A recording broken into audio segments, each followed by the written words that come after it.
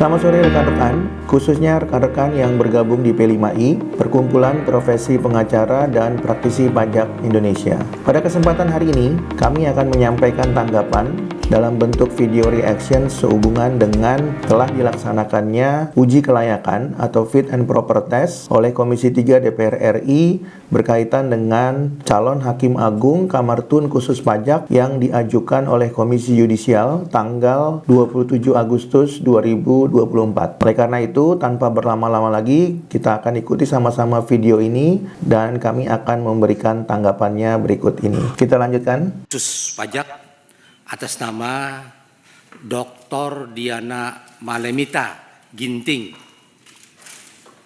Ibu sehat, Bu? Terima kasih atas kehadiran Ibu memenuhi undangan kami. Bapak-bapak, ibu-ibu hadirin yang berbahagia, alhamdulillah wa syukurillah, kita disehatkan Allah hingga siang hari ini bisa berkarya sesuai dengan tugas dan fungsi kita. Sebagaimana jadwal pada hari ini kita akan melaksanakan uji kelayakan calon Hakim Agung dan Hakim ad hoc HAM pada Mahkamah Agung Selasa tanggal 27 Agustus 2024. Dengan mengucapkan Bismillahirrahmanirrahim, uji kelayakan kita mulai. Kami sekali lagi ingin menyampaikan sesuai dengan Undang-Undang Nomor 3 Tahun 2009 tentang perubahan kedua atas Undang-Undang Nomor 14 Tahun 1985 tentang Mahkamah Agung pasal 7 disebutkan syarat-syarat hakim karir dan non-karir sebagaimana berikut. Hakim karir syaratnya warga negara Indonesia, bertakwa kepada Tuhan Yang Maha Esa, berijazah magister di bidang hukum dengan dasar sarjana hukum atau sarjana lainnya yang mempunyai keahlian di bidang hukum, berusia sekurang-kurangnya 45 tahun, mampu secara rohani dan jasmani untuk menjalankan tugas dan kewajiban, berpengalaman paling sedikit 20 tahun menjadi hakim, termasuk paling sedikit 3 tahun menjadi hakim tinggi, tidak pernah dijatuhi sanksi pemberhentian sementara akibat melakukan pelanggaran kode etik dan pedoman perilaku hakim, tidak pernah dijatuhi sanksi pemberhentian sementara akibat melakukan pelanggaran kode etik dan pedoman perilaku hakim. Dari data yang masuk ke Komisi 3 dan kami Komisi 3 telah melakukan evaluasi, kami menemukan ada 2 hakim agung, maksud kami ada 2 calon hakim agung yang tidak memenuhi persyaratan sebagaimana yang telah diatur Pasal 7 Undang-Undang Mahkamah Agung. Rekan-rekan, pimpinan rapat baru saja menyebutkan 2 calon hakim agung yang tidak memenuhi syarat atau ketentuan sebagaimana dimaksud dalam Pasal 7 Undang-Undang Mahkamah Agung. Dan menurut kami, nama-nama tersebut atau mereka adalah tidak lain dan tidak bukan adalah Hakim L.Y. Harisy Advianto dan Hakim Tri Hidayat Wahyudi. Kami lanjutkan. Untuk itu, karena tidak memenuhi syarat formil dari syarat pencalonan, maka kami perlu menanyakan kepada rekan-rekan yang hadir, apakah rapat kelayakan ini kita lanjutkan atau kita tunda? Rekan-rekan, perlu kami sampaikan kenapa pimpinan rapat Komisi 3 DPR RI mengatakan 2 calon hakim agung yang tidak memenuhi syarat formil. Menurut kami, 2 calon hakim agung tersebut adalah 2 calon hakim agung yang semuanya berasal dari hakim pengadilan pajak. Dan menurut kami, 2 calon hakim agung tersebut adalah 2 calon hakim agung yang masih aktif di pengadilan pajak, dan mereka adalah Hakim L.Y. Harisy Advianto yang hanya punya pengalaman 8 tahun dan Hakim Tri Hidayat Wahyudi yang hanya mempunyai pengalaman kurang lebih 14 tahun. Kami lanjutkan. Silakan Pak Habib. Bismillahirrahmanirrahim. Assalamualaikum warahmatullahi wabarakatuh. rekan-rekan semua, hari ini kita mendapat banyak sekali pertanyaan dari masyarakat soal kinerja lembaga peradilan. Ya. Sama seperti kita dikritisi masyarakat, lembaga legislatif, lembaga yudikatif juga nggak kalah banyaknya masukan dari masyarakat. Kasus-kasus ya yang mengusik rasa keadilan kita, diantaranya kasus yang terjadi di Surabaya ya disampaikan kemarin, kasus meninggalnya Dini Sera Afrianti ya, lalu dibebaskan terdakwanya oleh pengadilan. Karena itu kita dalam memilih hakim agung harus benar-benar cermat. Kita memilih wakil Tuhan di muka bumi. Rekan-rekan, kami sependapat dengan pendapat dari Wakil Komisi 3 DPR RI yang mengatakan bahwa dalam rangka menentukan atau memilih calon hakim agung, khususnya calon hakim agung Kamar Tun khusus pajak, tidak boleh terburu-buru, tidak boleh tergesa-gesa, dan cenderung dipaksakan, karena memilih calon hakim agung itu sama seperti memilih wakil Tuhan di muka bumi. Kami sependapat oleh karena mereka-mereka itulah yang nantinya akan memutus ribuan perkara yang diajukan PK kepada Mahkamah Agung. Dan mereka-mereka itulah yang nantinya akan menentukan apakah target penerimaan negara dari pajak itu akan tercapai. Ya, misalnya tahun ini 2.500 triliun. Oleh karena itu, memilih calon hakim agung Kamar Tun khusus pajak itu tidak bisa semata-mata diputuskan karena anggaran dalam memilih calon hakim agung itu sudah menghabiskan biaya yang besar, atau proses seleksi calon hakim agung itu telah memakan waktu yang lama, sehingga dengan demikian mau tidak mau seluruh calon yang diusulkan oleh Komisi Yudisial harus diterima oleh Komisi 3 DPR RI. Tentu alasan seperti ini tidak dapat diterima secara logis, secara nalar dan akal sehat, apalagi secara hukum positif. Oleh karena itu, kami sependapat dengan Wakil Ketua Komisi 3 DPR RI bahwa mencari calon hakim agung itu tidaklah mudah dan harus dilakukan dengan seselektif mungkin, sesuai dengan syarat formil maupun syarat material hukum positif yang berlaku. Kami lanjutkan. Jangan ada proses yang salah sedikit pun. Ya. Kalau kami fraksi Partai Gerindra tadi sudah dicek ya, sudah mengecek bahwa ternyata ada 2 calon hakim agung ini yang tidak memenuhi syarat soal usia. Yang syaratnya itu ya adalah 20 tahun menjadi hakim. Ya. Yang satu baru 8 tahun diangkat sebagai hakim, yang satu. Rekan-rekan, beliau menyebutkan bahwa ada satu calon hakim agung Kamar Tun khusus pajak yang baru diangkat jadi hakim 8 tahun yang lalu. Dan tentu kita dengan mudah dapat menyimpulkan bahwa nama yang dimaksud adalah Hakim Aktif Pengadilan Pajak Ely Harisi Advianto. Dan kalau kita telusuri profil beliau, memang sebelumnya beliau itu tidak pernah menjadi hakim dimanapun kecuali baru di pengadilan pajak. Karena sebelumnya beliau itu adalah pejabat aktif ya di lembaga eksekutif. Jadi menurut kami sangatlah beralasan bahwa beliau itu tidak punya pengalaman jadi hakim dimanapun, dan oleh karenanya sangat beralasan bahwa pengalaman beliau itu tidak lebih daripada 8 tahun. Kami lanjutkan. Satu baru 14 tahun. Kemudian, wakil pimpinan rapat juga menyebutkan salah satu calon yang lain adalah hakim aktif di pengadilan pajak yang baru menjadi hakim 14 tahun yang lalu. Dan tentunya kita dapat dengan mudah mengetahui hakim yang dimaksud adalah hakim aktif pengadilan pajak Tri Hidayat Wahyudi, yang beliau pernah menjabat sebagai ketua pengadilan pajak. Kami lanjutkan. Yang jelas bukan Ibu Diana ya, bukan Ibu Diana.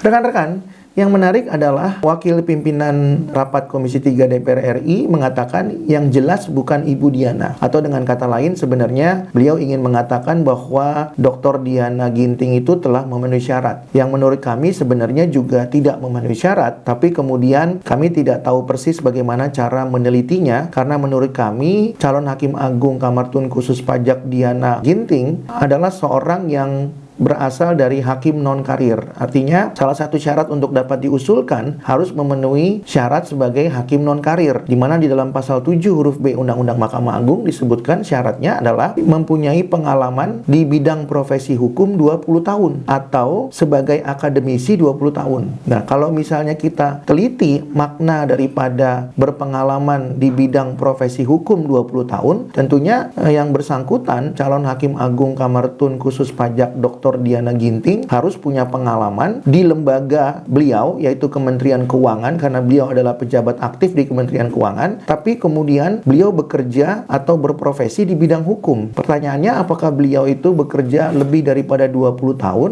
atau berprofesi di bidang hukum? Sepertinya tidak, karena yang bersangkutan itu baru lulus SH itu tentunya setelah menyelesaikan gelar sarjana akuntansinya. Baru kemudian setelah itu beliau kuliah lagi di bidang sarjana hukum dan seterusnya. Sehingga menurut kami sangatlah tidak mungkin kalau yang bersangkutan punya pengalaman di bidang hukum selama 20 tahun. Dan kami pastikan beliau juga bukan seorang dosen di bidang hukum. Dan kalaupun beliau itu dosen, yang pasti pengalaman beliau di bidang hukum di universitas atau kampus itu tidak mungkin mencapai 20 tahun. Sehingga menurut kami ketentuan syarat mengenai calon hakim agung dari kanal non-karir juga sebenarnya tidak terpenuhi. Namun demikian, pimpinan rapat Komisi 3 DPR RI mengatakan yang tidak memenuhi syarat itu adalah 2 calon hakim agung yang berasal dari hakim pengadilan pajak. Kami lanjutkan.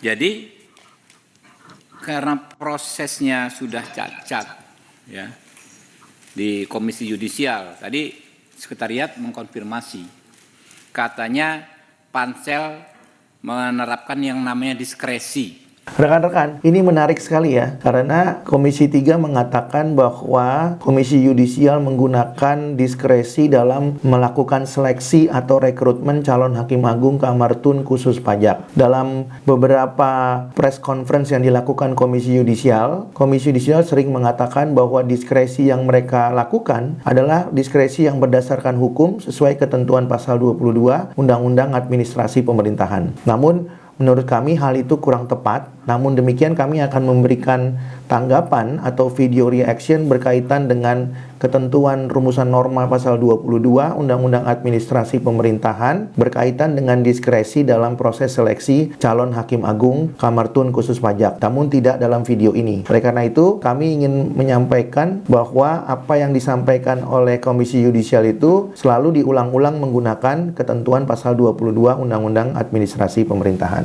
Namun, Komisi 3 DPR RI tidak sependapat dengan Komisi Yudisial dan kami sependapat dengan Komisi 3 DPR RI. Kami lanjutkan. Saya baru tahu seumur hidup belajar hukum dari S1 sampai S3 ada diskresi pengesampingan ketentuan undang-undang. Karena ini undang-undang.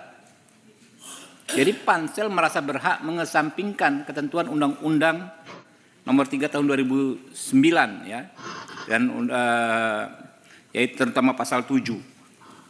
Pansel bisa menganggap dirinya bisa mengesampingkan ketentuan undang-undang. Rekan-rekan, apa yang disampaikan oleh pimpinan rapat Komisi 3 DPR RI ini pernah disampaikan juga oleh Komisi Yudisial di konferensi pers yang disampaikan oleh jubir Komisi Yudisial mengenai kewenangan mereka melakukan seleksi ditambah dengan diskresi yang mereka miliki sesuai ketentuan pasal 22 Undang-Undang Administrasi Pemerintahan. Namun, Komisi 3 DPR RI berbeda pendapat karena apabila sudah diamanatkan oleh undang-undang sebagai salah satu peraturan perundang-undangan yang mempunyai hierarki cukup tinggi, tentunya harus dijalankan atau dipenuhi. Tidak perlu lagi ada diskresi karena hukum positifnya sudah sangat jelas menegaskan atau mengamanatkan syarat-syarat yang harus dipenuhi sebagai calon hakim agung Kamar Tun khusus pajak. Namun demikian, KY berpendapat lain karena memang menurut KY sangat sulit merekrut calon hakim agung khusus pajak. Namun menurut kami itu bukan alasan karena memang yang harus disampaikan kepada masyarakat itu selain daripada syarat-syaratnya juga harus dilakukan sosialisasi sehingga banyak pihak yang tertarik untuk melamar. Tapi bukan kemudian untuk mengatasnamakan diskresi kemudian mengambil keputusan berdasarkan diskresi yang mana mengesampingkan undang-undang. Dan menurut kami itu memang kurang tepat. Kami lanjutkan. Saya tidak berani, kami fraksi Partai Gerindra tidak berani melanjutkan proses ini ya karena bebannya berat sekali, nanti kami dipertanyakan oleh masyarakat. Rekan-rekan, pimpinan Komisi 3 DPR RI tadi sudah menyampaikan dari fraksi Gerindra bahwa fraksi Gerindra memutuskan untuk tidak melanjutkan uji kelayakan atau fit and proper test terhadap 3 calon hakim agung Kamar Tun khusus pajak karena tidak terpenuhi syarat formil sebagaimana dimaksud dalam pasal 7 Undang-Undang Mahkamah Agung, dan menurut Komisi 3 DPR RI bahwa diskresi yang dimaksud dalam pasal 22 Undang-Undang Administrasi Pemerintahan tidak mengesampingkan pasal 7 Undang-Undang Mahkamah Agung. Kami lanjutkan. Itu usulan kami, kita tunda dulu ya proses ini. Ya, Saudara Ketua ya, kita tunda dulu. Apakah besok akan kita putuskan apakah kita kembalikan semua atau tidak, nanti kita menunggu rekan-rekan yang lain. Mungkin itu dari kami fraksi Partai Gerindra. Baik, Rekan-rekan, Wakil Ketua Rapat Komisi 3 DPR RI yang berasal dari fraksi Partai Gerindra mengusulkan kepada Ketua Rapat Komisi 3 DPR RI untuk menunda uji kelayakan atau fit and proper test calon Hakim Agung Kamar Tun khusus pajak dengan alasan yang sudah disampaikan tadi. Kami lanjutkan. Bapak Ibu hadirin yang berbahagia, tadi kita sudah mendengar pendapat kawan-kawan dari 6 fraksi. Jadi dengan berat hati rapat uji kelayakan 12 calon hakim agung ini. Assalamualaikum warahmatullahi wabarakatuh.